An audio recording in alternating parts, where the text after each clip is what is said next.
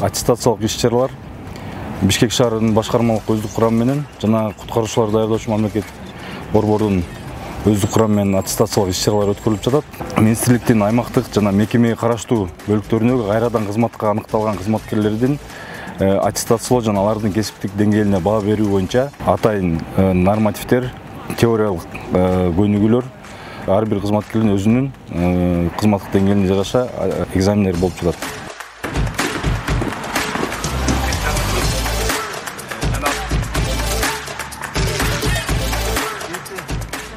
Бул нерсе өз кезегинде биздин тиешелүү кызматкерлерибиздин профессионалдуулук деңгээлин, күчү менен даярдыгын күчөтүүгө, ар дайым ошону жогорку деңгээлде кармап турууга шарт түзөт.